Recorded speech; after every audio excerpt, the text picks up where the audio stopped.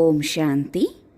16/1/2024. ഇന്നത്തെ മുരളിയുടെ main points. മധുരമായ കുട്ടികളെ, ഇവിടെ നിങ്ങൾ വനവാസത്തിലാണ്. നന്നായി വസ്ത്രധാരണം നടത്തണം, കഴിക്കണം. ഈ താൽപ്പര്യങ്ങൾ കുട്ടികളിൽ ഉണ്ടായിരിക്കരുത്. പഠിത്തത്തിലും ക്യാരക്ടറിലും പൂർണ്ണ ശ്രദ്ധ കൊടുക്കണം. ഇത് സംഗമയുഗമാണ്. ഈ സംഗമയുഗത്തിൽ നാം പഠിക്കണം. നമ്മളുടെ വ്യക്തിത്വത്തിൽ, അതായത് പെരുമാറ്റത്തിൽ ശ്രദ്ധിക്കണം. അല്ലാതെ നല്ല വസ്ത്രങ്ങൾ ധരിക്കണം, നല്ല ഭക്ഷണം കഴിക്കണം, അവിടെ പോകണം, ഇവിടെ പോകണം എന്നുള്ള താല്പര്യങ്ങളിൽ നമ്മളുടെ സമയത്തെ വ്യർത്ഥമാക്കരുത്. കാരണം നമ്മളിവിടെ ഒരു ജന്മത്തേക്കുള്ള പഠിത്തമല്ല, 21 ജന്മങ്ങൾക്കുപരി അടുത്തു വരാൻ പോകുന്ന 84 ജന്മങ്ങളിലേക്കുള്ളതാണ് ഇപ്പോൾ നമ്മൾ സമ്പാദിക്കുന്നത്. അപ്പോൾ സമ്പാദിക്കുന്നതിലാണ് ശ്രദ്ധ കൊടുക്കേണ്ടത്, അല്ലാതെ മറ്റുള്ള കാര്യങ്ങളിലല്ല.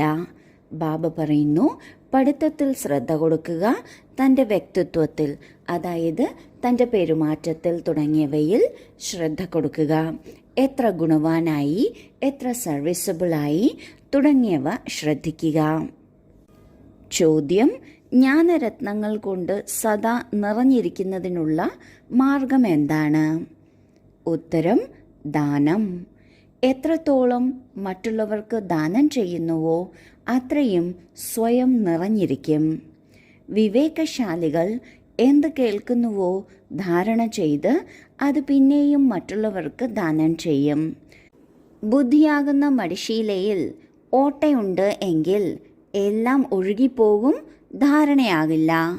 ഇതിനാൽ നിയമമനുസരിച്ച് പഠിത്തം പഠിക്കണം.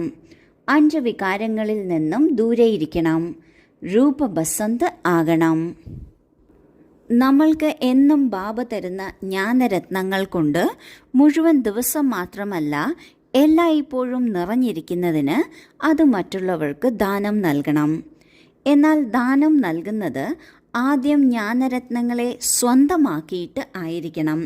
കാരണം സ്വന്തമായിട്ടുള്ളതാണ് നമ്മൾക്ക് ദാനം ചെയ്യാൻ സാധിക്കുന്നത്. ബാബ എന്തു പറയുന്നുവോ, എത്രത്തോളം നമ്മളത് മനസ്സിലാക്കി മറ്റുള്ളവർക്ക് പറഞ്ഞു കൊടുക്കുന്നുവോ അത്രയും നമ്മളുടെ സമ്പത്ത് വർദ്ധിച്ചുകൊണ്ടിരിക്കുകയാണ്, ജ്ഞാനരത്നങ്ങൾ നിറഞ്ഞുകൊണ്ടിരിക്കുകയാണ്. നമ്മളുടെ ബുദ്ധിയാകുന്ന സഞ്ചിയിൽ എന്തെങ്കിലും ഓട്ട അല്ലെങ്കിൽ ലീക്കേജ് ഉണ്ടെങ്കിൽ ഒന്നും ധാരണയാവില്ല. ഈ ബുദ്ധിയുടെ ഓട്ട അല്ലെങ്കിൽ ലീക്കേജ് എന്നാൽ സംശയമാണ്. ഏതെങ്കിലും കാര്യത്തിൽ, നിസ്സാര കാര്യമാകട്ടെ, എന്നാലും സംശയമുണ്ട് എങ്കിൽ അത് തീർച്ചയായും ഒരു ലീക്കേജാണ്. അത് വളർന്ന് വലുതായി വരികയും ചെയ്യും, അതിനെ മാറ്റിയില്ല എങ്കിൽ. അതിനാൽ മനസ്സിലാക്കണം, ബുദ്ധിയാകുന്ന സഞ്ചിയിൽ ഒരു ലീക്കേജും പാടില്ല. ഇതിനായി നിയമമനുസരിച്ച് പഠിത്തം പഠിക്കണം. നിയമം എന്നത് അതിരാവിലെ മുരളി കേൾക്കുക എന്നതാണ്. അതും സെന്ററിൽ വരാൻ സാധിക്കുമെങ്കിൽ തീർച്ചയായും വന്ന് മുരളി കേൾക്കണം.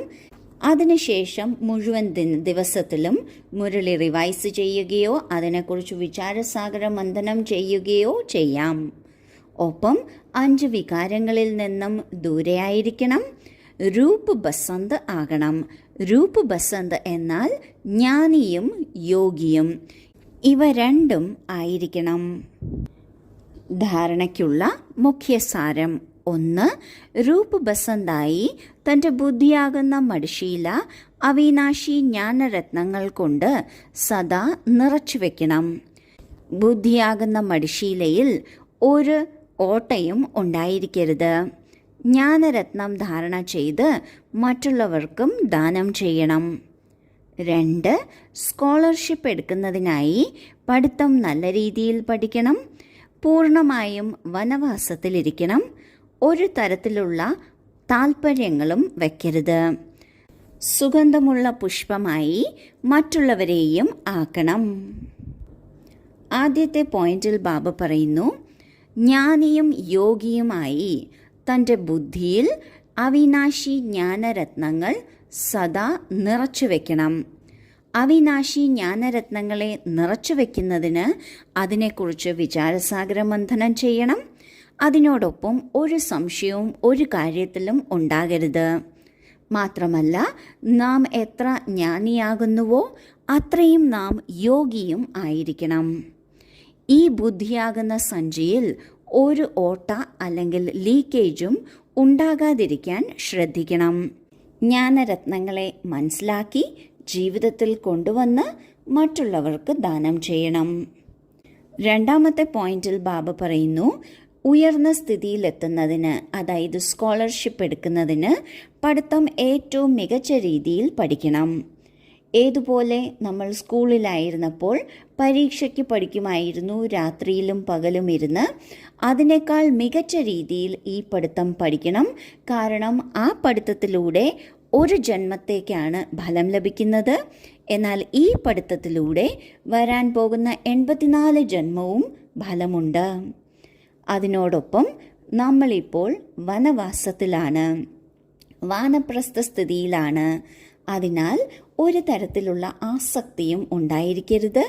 ഇന്ന കാര്യം ചെയ്യുന്നതിൽ താല്പര്യമുണ്ട്, അന്ന കാര്യം ചെയ്യുന്നതിൽ താല്പര്യമുണ്ട്, പാട്ട് കേൾക്കുന്നതിൽ താല്പര്യമുണ്ട്, ഭക്ഷണം കഴിക്കുന്നതിലുണ്ട് എന്നിങ്ങനെ താല്പര്യങ്ങളിൽ സമയം കളയരുത്. സുഗന്ധമുള്ള പുഷ്പമായി മറ്റുള്ളവരെയും ആക്കിയെടുക്കണം. വരദാനം: കാര്യങ്ങളാകുന്ന കാർമേഘങ്ങളെ കണ്ട് പേടിക്കുന്നതിന് പകരം സെക്കൻഡിൽ മറികടക്കുന്ന സിദ്ധി സ്വരൂപരായി ഭവിക്കട്ടെ. പല കുട്ടികളും ശാസ്ത്രവാദികളെപ്പോലെ കാര്യം ഉണ്ടാക്കുന്നതിൽ വളരെ മിടുക്കരാണ്. ഇങ്ങനെയുള്ള കാര്യങ്ങൾ ഉണ്ടാക്കുന്നു, കേൾക്കുമ്പോൾ ബാബയ്ക്ക് തന്നെയും ചിരിയാണ് വരുന്നത്. എന്നാൽ മറ്റുള്ളവർ പ്രഭാവിതരായി പോകുന്നു. ഇങ്ങനെ അനേക തരത്തിലുള്ള വ്യർത്ഥ കാര്യങ്ങൾ വ്യർത്ഥ രജിസ്റ്ററിൻ്റെ റോൾ ഉണ്ടാക്കിക്കൊണ്ടിരിക്കുന്നു. അപ്പോൾ ഇതിനായി ഉയർന്ന് പറക്കൂ. ഈ കാര്യങ്ങളിൽ നിന്ന് ഇന്നസെൻ്റ് ആകൂ. ബാബയെ കാണൂ, കാര്യങ്ങളെയല്ല. ഈ കാര്യങ്ങളെ തന്നെയാണ് കാർമേഘങ്ങളെന്ന് പറയുന്നത്. ഇവയെ സെക്കൻഡിൽ മറികടക്കാനുള്ള വിധിയിലൂടെ സിദ്ധി സ്വരൂപരാകൂ. ബാബ പറയുന്നു, പല കുട്ടികളും ഭക്തിയുടെ പ്രഭാവത്തിൽ വന്ന്, അല്ലെങ്കിൽ ലോകത്തിൻ്റെ ഇന്നത്തെ കാലത്തെ പലതരത്തിലുള്ള പോക്കുകളുടെ പ്രഭാവത്തിൽ വന്ന് ചെറിയ കാര്യങ്ങളെപ്പോലും വലുതാക്കി മാറ്റുന്നു. വളരെ രോചകമായിട്ടുള്ള കാര്യങ്ങളാക്കി മാറ്റുന്നു. ഇത് കാണുമ്പോൾ ബാബയ്ക്ക് ചിരിയാണ് വരുന്നത്. പക്ഷേ ചില കുട്ടികൾ ഈ കാര്യങ്ങളിൽ പ്രഭാവിതരായി മാറുന്നു. ഇത് വ്യർത്ഥമായ കാര്യങ്ങളാണ്. വ്യർത്ഥമായ കാര്യങ്ങൾ കൂടുതൽ കൂടുതൽ വ്യർത്ഥത്തിലേക്ക് നമ്മളെ കൊണ്ടുപോകുന്നതാണ്. അതിനാൽ ബാബ പറയുന്നു, ഇത്തരം അനാവശ്യം കാര്യങ്ങളിൽ നിന്ന് ഇന്നസെൻ്റ് ആകൂ. ഇവയെ മറികടക്കൂ. ഇതിനെയാണ് വ്യർത്ഥ കാര്യങ്ങളുടെ കാർമേഘമെന്ന് പറയുന്നത്. ഇതിൽ നിന്നും ഉയരത്തിലേക്ക് പോയി സിദ്ധി സ്വരൂപരാകണം. സ്ലോഗൻ: ഏതെങ്കിലും കാര്യത്തിൽ ക്വസ്റ്റ്യൻ മാർക്ക് വരിക, അർത്ഥം വ്യർത്ഥത്തിൻ്റെ കണക്ക് ആരംഭിക്കുക എന്നാണ്. ബാബ പറയുന്നു, ഒരു കാര്യം വന്നു, ഇതെന്ത്, എന്തുകൊണ്ട് എന്ന ചോദ്യം വരികയാണെങ്കിൽ, ചോദ്യം വന്നാൽ ആ ചോദ്യം ശമിക്കുന്നത് അല്ലെങ്കിൽ തീരുന്നത് അതിൻ്റെ ഉത്തരം വരുമ്പോഴാണ്. പിന്നെ അതിൻ്റെ ഉത്തരം അന്വേഷിച്ച് കണ്ടുപിടിക്കണം. അതുവരെയും നമ്മളുടെ സമയം നഷ്ടമാകുകയാണ്. അപ്പോൾ ബാബ പറയുന്നു, ക്വസ്റ്റ്യൻ മാർക്ക് വരിക അർത്ഥം വ്യർത്ഥത്തിൻ്റെ കണക്ക് തുടങ്ങുക എന്നാണ്. ഓം ശാന്തി.